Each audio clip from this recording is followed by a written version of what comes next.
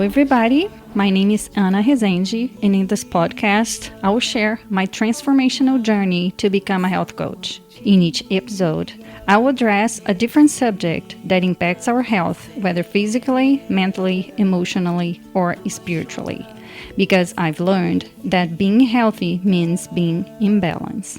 If you would like to make amazing discoveries, improve your health, get inspired, and yet find sustainable ways to live and help the planet, tune in.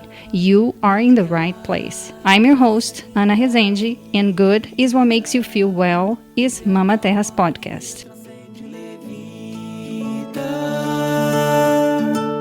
Toma banho de cachoeira, abraça uma pessoa amiga, corre na chuva, escala a montanha, contempla a vista, transcende, levita. In today's episode, I am chatting with Jacqui Bongiovani, a National Board Certified Health and Wellness Coach, Chopra Certified Meditation Teacher, Yoga Teacher, and Podcaster. Jacqui completed her health coach training at the Institute for Integrative Nutrition, where she immersed herself in holistic health, wellness, and nutrition, acquiring a diverse skill set rooted in evidence-based practices and integrative approaches. After graduating from IIN, a trip to Thailand to get a yoga teacher certification presented itself as the perfect opportunity for Jacqui to go inward while delving into traditional practices and methodologies that later on laid the foundation for her multifaceted approach. As a coach, she facilitates her clients' self-discovery and transformation by believing in their innate ability to craft their life's narrative and manifest their deepest desires. As a podcaster, she supports and inspires listeners on their wellness journey by having profound conversations with top-notch personalities in the wellness field. In our conversation, she shares her journey of finding her purpose serving in the wellness space and how she keeps her energy up. Please welcome Jacqui Bongiovani. Hello, Jacqui. Hi, Anna. How are you? Welcome to Good is What Makes You Feel Well. Oh, thank you for having me here. I'm so excited. Oh, thank you. So for us to start our conversation, I would like to ask you, what in this moment of your life makes you feel well? Such a good question. And it's so loaded. It's like, what level of dimension do you want to get into? Right now, from like a physical perspective, I'm doing a lot of acupuncture. Along my journey, I got into health and in the physical realm, working out, eating well. And then I've really got into like the other dimensions of health. So like the mental, the emotional, the spiritual. And what's interesting enough is in that process, I kind of let go of the physical and just was like really focused on the mental, emotional, spiritual. And now in my life, it's really like, okay, I've had a lot of stagnancy in my body, so I'm moving more. So right now, what's making me feel most well is really focusing on physical aspect of my body, along with the other things that I do, but really the acupuncture appointments that I go to, my daily walks. I'm like aiming for, it sounds silly, but 10,000 steps a day, because I just wasn't even walking like 3,000 steps a day. And I was like, wow, I am so sedentary for no reason, just because. I know. So you said you started in the physical and then you moved to other dimensions. How has that being well evolved for you? Yeah. Well, I feel like back in the day, I used to just think like if I ate healthy and I worked out, that I would be well. Like that was it. That was the recipe for success. And both going to the Institute for Integrative Nutrition, we know that that's important, but that's only just a piece of what it means to be well, right? When I was living in San Diego, I was doing hot yoga. I was eating really well. By that definition of success, I was absolutely so healthy, but I was still like not happy. And I started then this is when I was going to IIN, but I also started to break into these other realms of, oh, well, like if I'm not nourished in my relationship or my career, then it doesn't matter. I like love this little punchy line, but like it doesn't matter how much kale or quinoa I eat or how many hot yoga classes I take. I'm never going to be my true definition of well or my living to my potential of well-being. Yeah, absolutely true. So you mentioned IIN. So what led you to and how was your journey with IIN? Yeah, great question. So let's like rewind, like again, really physical. I decided I wanted to go plant-based in 2016. And in that moment, I sought out a nutritionist. And when I went to see the nutritionist, she kind of gave me a bunch of pieces of paper and was like, okay, you're going to have 4 cups of this, 3 cups of that, 2 cups of this. And I was like, no. I was like, this is not going to work for me. So I sought out self-study, and I had stumbled across the Institute for Integrative Nutrition. And I went into IIN to be like, I want to learn how to properly eat a healthy plant-based way of living, because I was eating plant-based, but I was like the macaroni and cheese and the pasta and the pizza, like the vegan pizza. And it was just not nourishing and not healthy. So I found the Institute for Integrative Nutrition, and kind of going through that program, yes, it teaches you about nutrition, but it teaches you so much more. And it's kind of this like gateway into like a higher level of consciousness. And through that program, it really started to shine the light on different things in my life that I had never looked at before. And it was like, cool, you're eating healthy, you're working out, but like, again, you're not nourished in your job or your relationship or whatever, so on and so forth. And it really kind of opened my eyes. And through that, I just started this like very big journey of exploring what else makes me feel well. And where I am in my life now is, I don't even know who I was when I lived in San Diego, but where I am now, every moment is perfect. Like I am exactly where I'm meant to be. This moment is perfect as it is, because if it was meant to be any other moment, it would be. And there's such an evolved level and outlook on life that I look back and really don't know those past versions of myself. Yeah, I don't know if I even answered your question, but I feel like over this trajectory of starting there, my whole life has flipped upside down. And I used to live in the hustle and the grind culture and prided myself on outworking everyone, and kind of have evolved into, we are magnetic. We can attract everything that we want. Like this hustle culture is gone. It's no longer. We are inherently worthy, and we can tap into that and bring to us, not saying we don't take action. I want to be very clear about that, but we can really attract all that we want. We don't have to do the late nights, work crazy hours, always be on, no, that was a lot. So that was a big eye opener for you. Yeah, it was really the start of, obviously started a bit with like yoga and so on and so forth, but going through that program really shifted a lot for me. Yeah, it did the same for me. So you said you started because you wanted to go plant-based. Why that? Let's explore a little bit. Why did I want to go plant-based? That's a great question. It was kind of like a multitude of things. I decided to go plant-based on Thanksgiving and here in America, and that's like when you eat turkey. My sister had, I think, gone plant-based, and it was like something that I'd heard. And I think one was like the health benefits to start. And then it was like, okay, well, also the animals. And then you add the environmental factor. So it was really kind of that combination and also a desire to want to live a healthier life. I mean, I grew up on like pasta and cereal and sugar. So I don't know. I think there was just kind of like a day where I was like, I mean, today I do eat fish. I do eat some dairy, but I would say like I'm an intuitive eater.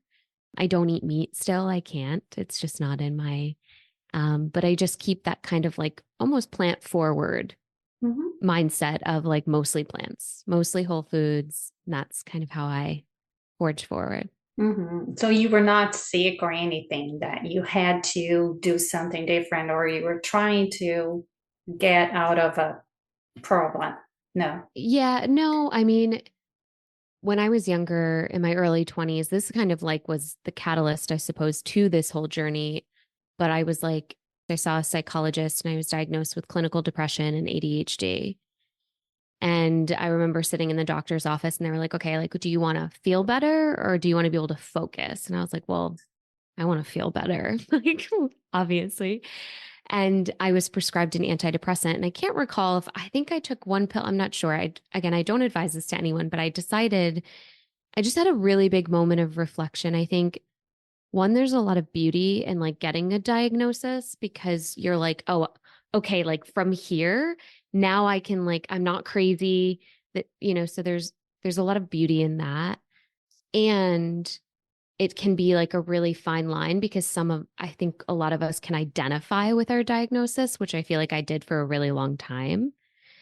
But when I got that diagnosis, it was a moment where I kind of reflected on life and I was like, well, I've gotten this far without any medication. And I'm not against medication by any means, but I was just like, why now? What's going on now? And that's kind of, I think, what was the catalyst for incorporating healthier habits, which I think started with like fitness and yoga, and then kind of finding different ways to eat better. And then finding IIN, and it kind of was this like snowball of a whole turn of events. So you mentioned San Diego, you're not living there anymore. No, you moved. No. I'm from Connecticut originally, but at the time I was working for a company that I took a position out in San Diego. So I did that for almost 2 years. But the way that I would talk about it now is that I had elevated to a level of consciousness or a frequency that the life that I was living no longer resonated for me. And so I had moved home. I left the company I was working for. I moved home because I identified that like I just didn't, San Diego wasn't it for me. It's a home away from home. I love it, but it just wasn't for me. So I moved home and I ended up taking a job with another company that was exactly the same industry, doing exactly what I was doing. And I did that for 3 months, but I was progressively depressed. It was November of 2019. I was like, I don't know why I'm here. I don't want to be here. I would never take my life, but I really don't understand the point of my life. And about a few weeks later, a month later, I was let go from the position that I had. And once I was able to process like all of the initial emotion, reaction, so on and so forth, I had just felt like this big like weight lifted from my shoulders. And I just felt like I could create anything. I could do anything. I kind of felt stuck, for lack of a better term, because I was in the beverage industry for so long that now I was like, I don't know what to do.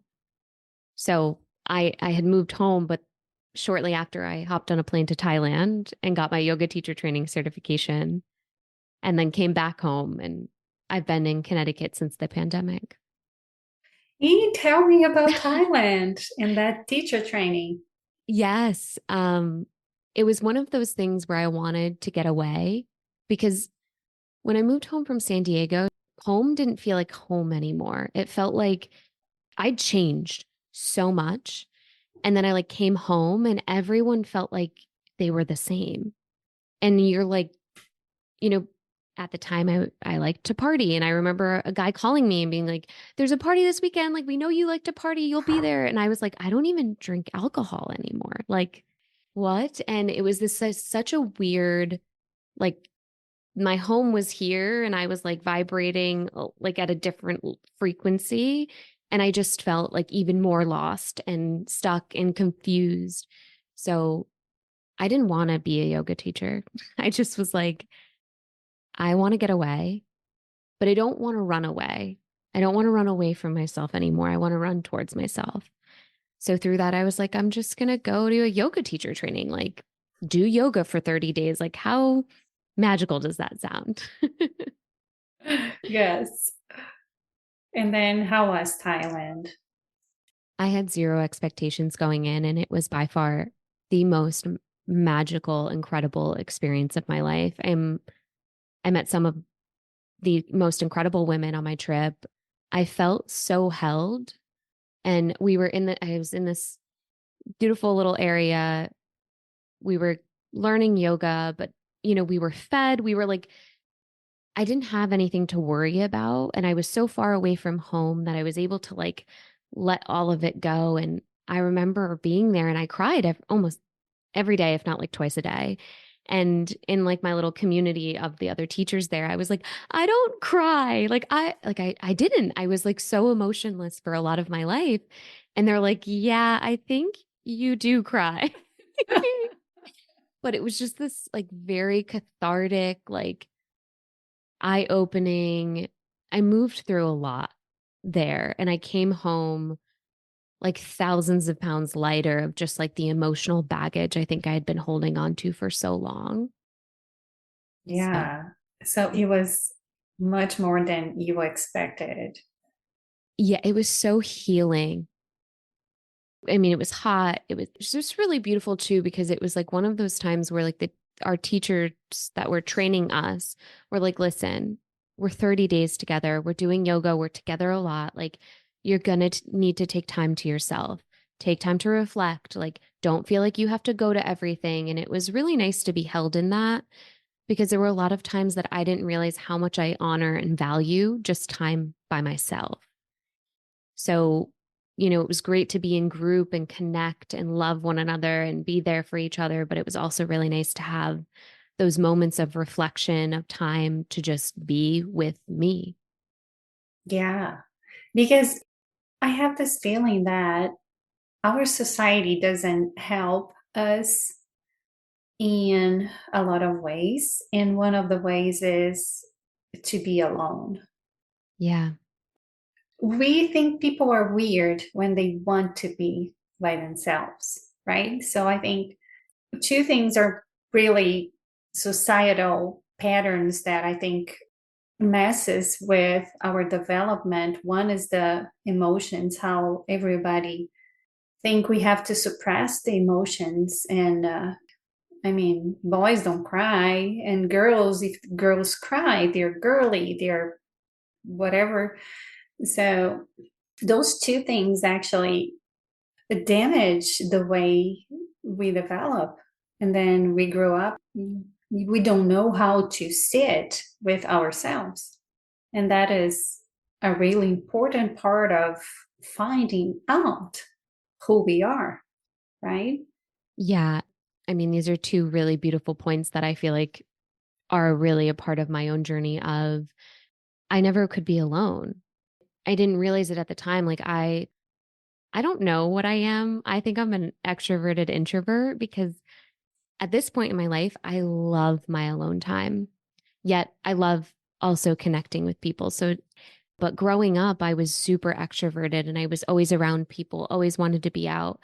And when I moved to San Diego and I lived by myself for the first time, and you took away every single thing that I was blaming in my life, so there was no one to blame but myself.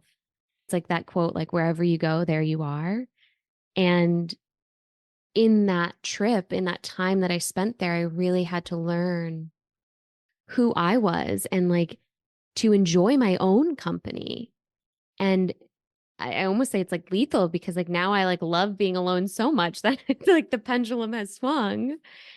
So there's that piece to it is yeah, like what is that healthy balance, or I don't really love the term balance, but like harmony of living in community and connected, but also being able to spend time on your own. And then just to, with the whole emotional piece, like I grew up a tomboy. I like any sense of like feminine energy, emotional, whatever, I've exiled, I repressed. I was like very cold in a sense of like very disconnected, like kind of hyper independent. And I barely cried. And if I cried, it was always alone in my car and no one could see. And now I will say I have a much healthier, loving relationship with all of my emotions. And it's still something I continue to work on today is allowing myself to feel them and be with them and know that like they're just energy in motion. There's no reason to judge, deem them good or bad, just to be with them. So And yeah, feel them. Yeah. yeah. Yeah. Is there any particular reason why you grew up that way, blocking or not Uh, feeling your emotions? I think the way we grew up in society, it really wasn't like welcome. There wasn't that nurturing, caring, loving presence of like, no, it's okay. Like this is scary. I think just that was the society back then of what our parents were being told. And I had really young parents too, where they were still figuring out who they were while they were parenting me. So I think it was just a combination of that. And then I think as you're a child, you start to deem things as good or bad and what's safe and what's not safe. And for me, it was like we don't emote. If we do it alone and like wipe it off, you know? So Yeah, because everybody's always saying, you don't need to cry. And right. then we don't. Well, it's interesting too. The next time you see someone cry, like in public or something, what I love to see is how everyone responds to the person that's crying, because that is a very big reflection of how they feel about their own emotions.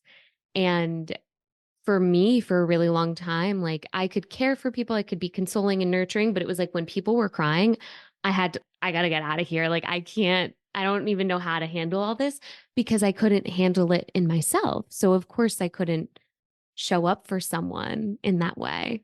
Mhm. We feel discomfort, Yes. right? Because, like you said, we don't know what to do. We are not taught to Sit in like that held it. discomfort. Yeah. Yes, yes, yes. Crazy. So then you came back from Thailand and decided to be a yoga teacher then? Yeah. So when I came back from Thailand, I started my own company and I started teaching yoga, coaching here and there, and I ended up deciding that when if I would go back to work, it would only be in wellness. So I went on to actually work for IIN, managing all of their partnerships. And it's been such a big part of my journey. And it was really beautiful because I ended up being there when they were revamping the entire curriculum that I'd taken. So not only did I get to go through the program once, but I got to be a part of the creation of this like 2.0 version, which I thought the first one like really rocked my world. The second one was like an even bigger gateway and yeah, I'm just so grateful to like the people that I've met, the conversations that I've had because it's really supported me along my journey. Oh, yeah. And oh my gosh, yeah, that is a dream job, right? Yeah, Just knowing all, oh, my goodness, knowing all those amazing people and then just listen to all their stories and their work. And yes, it really was. And it was one of those moments where I was like, is this my true. life? Like, is this, and it's funny because I don't think to the future a lot. Like, I think I've had a lot of trauma. Well, I don't think I know I've had a lot of trauma growing up and in my life where I struggle to see very far in the future because I've always been in a state of survival. So it was like one of those moments where, I had, when I first took the position with IIN, I went in with like the admissions team, and I like started there and like kind of made my way into partnerships. And when I started, I was like, oh, it would be so cool if I could, like, this was my role. And it ended up being my role. And I was like, wait, what happens now? Like, where do I go from here? Um, I guess I share that as like, 'cause it's an example of how only short I could see ahead. But then when I got there, it was like, okay, well, now what? Like now, what can we create? What can we step into? And it's been really beautiful to work alongside so many incredible luminaries in this space. So, Yeah, I bet. So, and how did that happen? Did you just search for jobs and that one from IAN came up and you applied yeah. for it? Yeah. I mean, I wish I could go back in time, but I made a very clear decision that I would not go back to work in beverage. I was done. I was like, I'm done. It's over. I'm going to teach yoga. And then I was only looking at wellness companies or companies that I respected, that I felt were in integrity and that aligned with my life now. And so, yeah, I just found it, came across it, applied to it. And I wouldn't say it was like the most amazing role for me based on like the person I am, but it was a step into a company where I really felt I resonated with them, and an opportunity to just like see where it took me. And I've had a lot of those like step backs to take a leap forward, which is really beautiful too. And I'm grateful for. Oh, that's amazing. That's amazing. When they finished revamping the program, then the position was Yeah. gone, So or? they, I left IIN about a year ago. So, and I've been on my own, and yeah, I mean, they're still creating. I still have a lot of friends there, so on and so forth. But I have now gone on my own. I have a coaching practice. I still teach yoga here and there, and my world has entirely shifted again. So, over the past few years, I would say there's been a really big awakening where I'm really finding like what I'm passionate about and kind of what I'm here to bring to the world, or like my unique flair or position. Like, I value the women who talk about food and exercise, and I do that with some of my clients for sure, like meeting everyone where they are. Yet I really love to work with people on a more foundational, like spiritual, like you are the creator of your reality. And knowing this, how can we use what's happening in your life in this moment to integrate, to bring you to that next level, to raise your level of consciousness, to step into the reality that you wish to see and receive every day. Yeah, that is beautiful. So you do one-on-one coaching? Yeah, I do Okay. one-on-one coaching, and I've thought about group coaching. There's some things that my ego won't get out of the way, and it's not about me, but there's a lot of my journey, a lot of is afraid of being seen. So even like this conversation today is um have always preferred to be behind the scenes. I just made a public Instagram 4 years ago. Like when I came back from Thailand, I was like, no, I'm going to do it. Like this is so I do a lot of one-on-one. I like that. I love connecting with my clients. And part of my journey now, I think, is becoming more outspoken and allowing myself to be a bit more seen in what I do. Uh-huh. Yeah. So I know you took a pause from the Yes, podcast. Do you want to talk about it? Why? sure. What? Okay. Yeah, it's interesting. When I went to Thailand, there's a very big shift in my life where, like I said, I've operated a lot in the hyper masculine and the unhealthy masculine. And when I went to Thailand and kind of did this processing and this healing, there was like a very big slowdown. And a lot of the messages and signs that I was receiving was like more to just be, to heal, to stay. Like we're not striving. We've strived a lot. So with that, the past 4 years have been a lot about slowing down and living in that more feminine energy of being. And the reason this is relevant is because last year I started my podcast, which is called Shift Your Paradigm.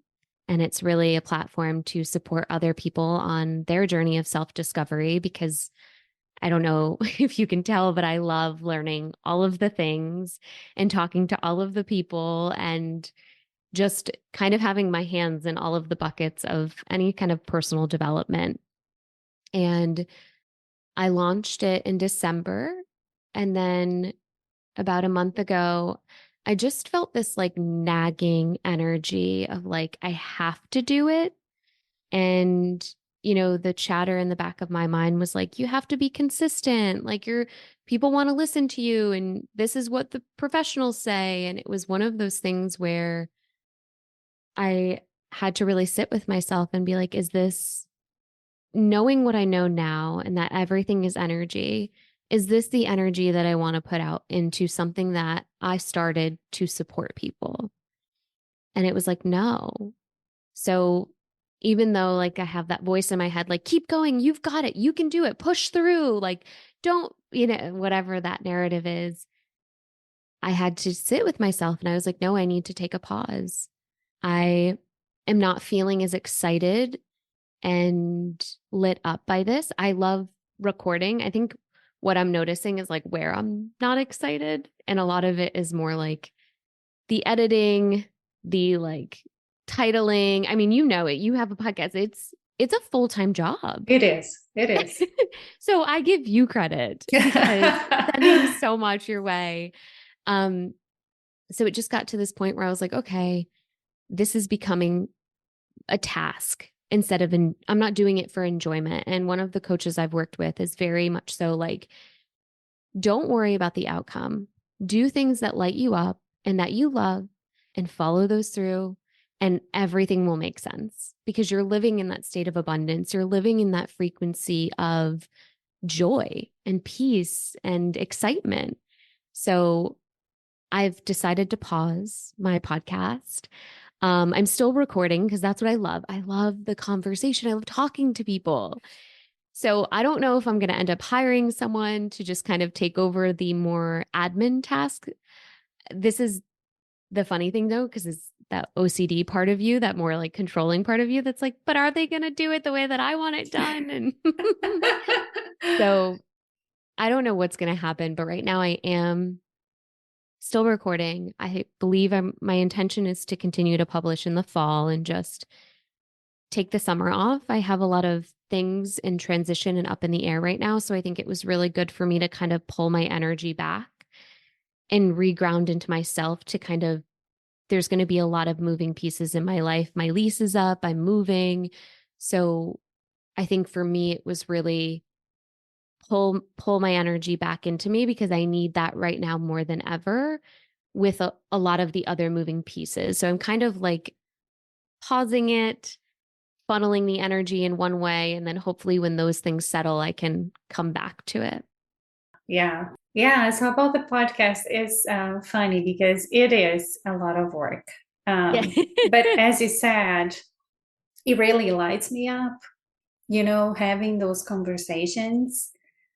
And that's what I love about it, because I also had a big change in my life. And now working from home, I miss the conversations because I'm a people person. I love to talk. And I was missing that part. And then I started writing. And writing is really my jam now. I am more and more considering myself a writer. But unfortunately, not a lot of people read anymore. So somebody told me, why don't you just record your writings in podcasts? And I thought about it and I said, well, yeah, I can do that. But I also can have some great, profound, deep conversations with people. And I can get to know other amazing people. And I started doing that, and I haven't recorded any solo episodes yet because I'm just in love with the conversations. It's funny because when you mentioned the editing part, it is a lot of work. But I feel though that every conversation I'm having is so meant to be for me that when I'm editing, I am giving myself the chance to digest that conversation. So it's been really interesting, really, really interesting, because I'm just following my intuition on the people I'm inviting. And it's so weird because every conversation has a very good point for me. So it's been really, really magical to see it unfolds.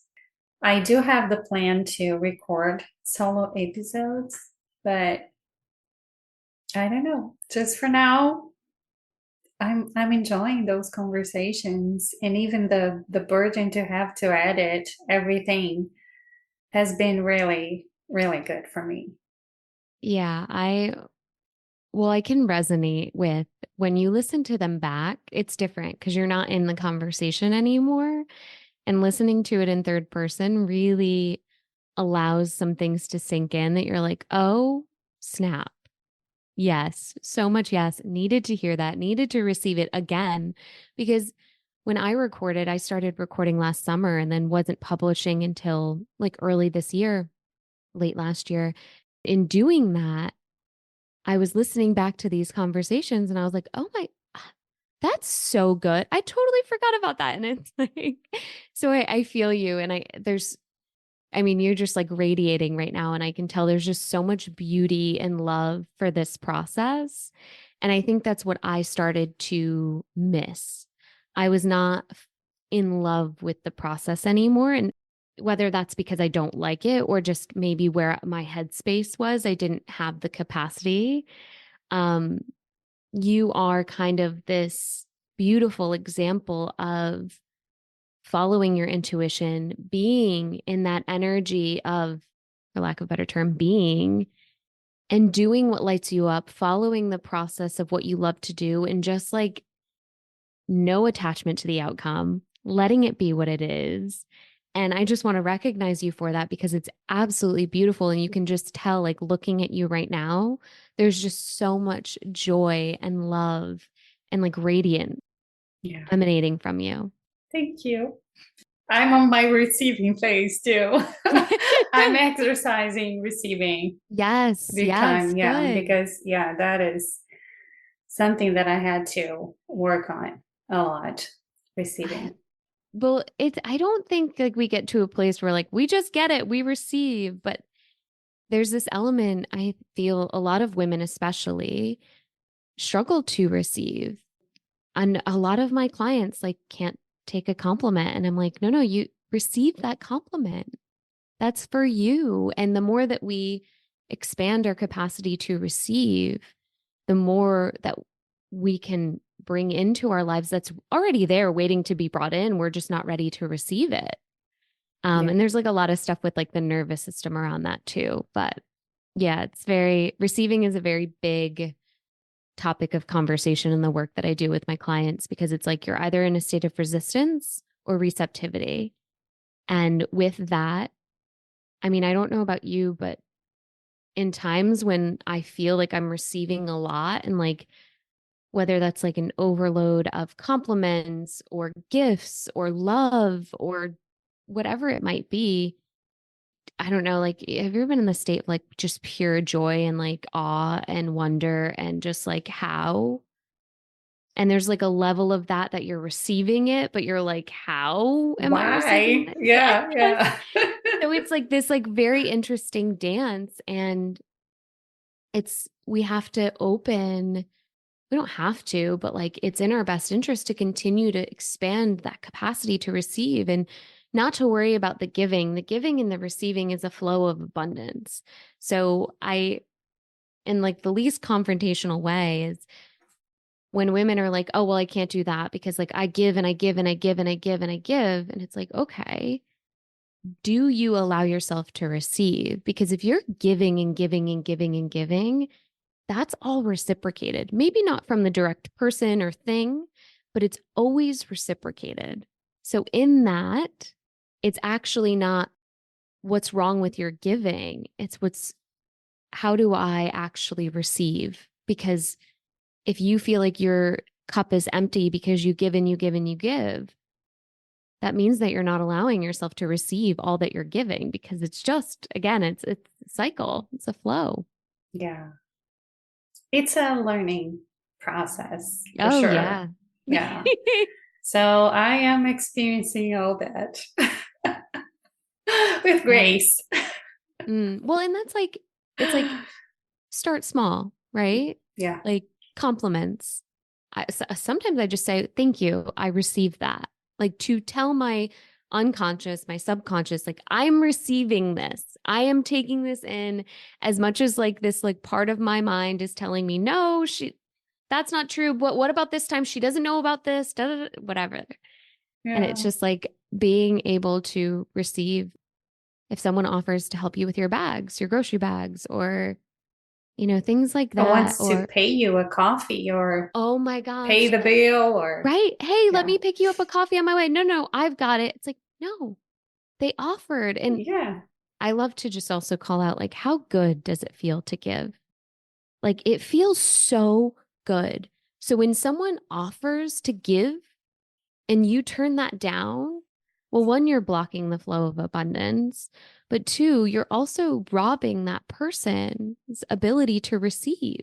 Yeah. Because they receive and they're giving. So it's also fascinating. Yeah, it is. So letting somebody help is actually a big favor for It both. is. I was just going to say, think about how you feel when you give. Yeah, exactly. You feel incredible. Like you're like, we love to give. Like it's a part of, I feel like, our human nature to be able to support and create value and help one another. Yeah. So, yeah. So tell me what you do to keep your energy up now that you're taking a pause and you need to rest. How your wellness routine, if you have one, what does it look like? Yeah, that's a great question. As far as like routines or ritual goes, one, I make sure I get an adequate amount of sleep every night. I wake up, I immediately meditate in the morning, no questions asked.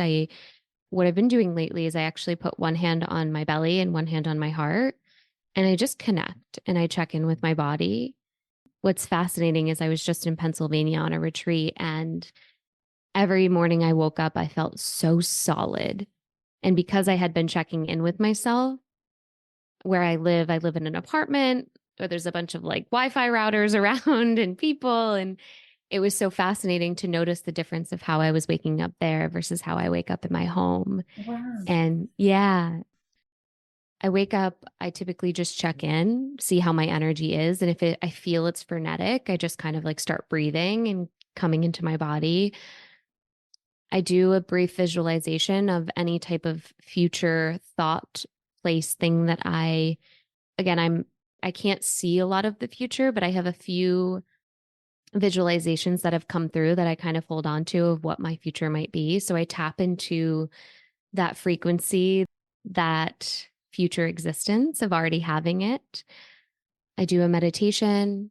I journal. I really like peaceful mornings. And then I have my warm lemon water and I try to go for a walk if I can. So that is like, if I had to say, I do everything perfectly, that's how it, that's my idealistic morning. I mean, this morning I didn't get to journal and, sometimes, but like my non-negotiable is checking in with myself and meditating every morning. That's what did you say? How do I keep in my energy? So I start out really peaceful, but that doesn't sometimes equate to the entire day. Like it's nice to go through the day peacefully, but sometimes I want to have more energy and like this vivacious kind of excitement. So I will put on a dance song and have at least a 1-song dance party, something that'll like lift my spirits, have fun, sing, move my body. Yeah. So I really can kind of like elevate to the frequency of tuning into the frequency of abundance, kind of. Yeah. Yeah. And have fun. And have fun. Yes. Yes. Great. So just for us to wrap up, if people want to connect with you.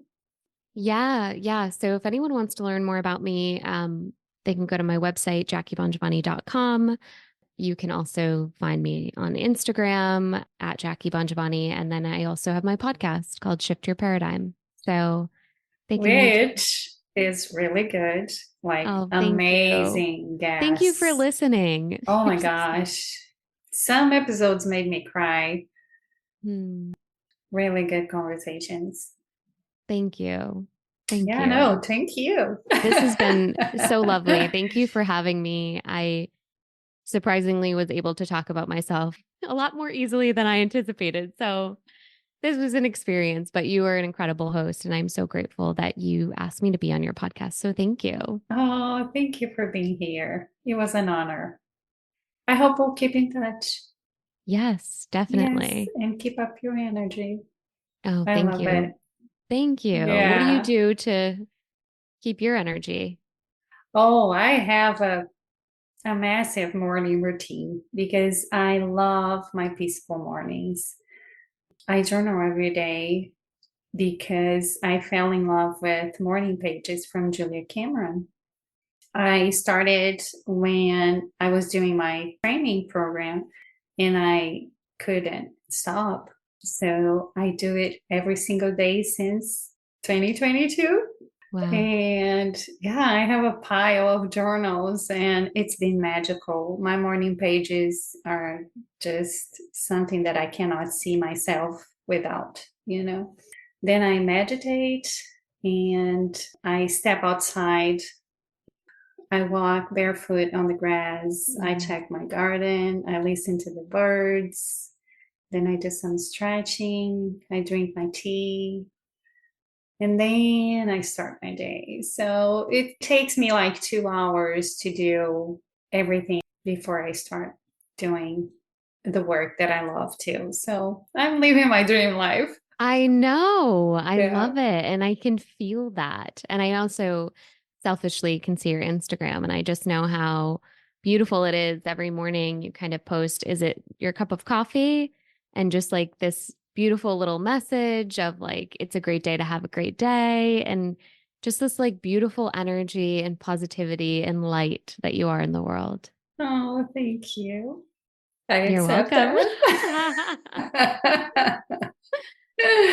Thank you so much for connecting. I feel so honored. You're welcome. Have a great day. Thank you guys so much for listening. It means a lot to me that you chose to be here. To help Mama Terra's mission of making the world a disease-free place for generations to come, you can follow the show, write a review, or talk to your friends about it. You can also subscribe to my newsletter. Every week, I craft good health and wellness tips, recipes, and book recommendations with love and care, just for you. My intention is to give you information and resources to help you make good choices and feel well. Find the link to subscribe in the show notes. Follow me on Instagram and Facebook. Thank you again for being here. We have lots of new episodes coming up, so stay tuned. And remember, good is what makes you feel well.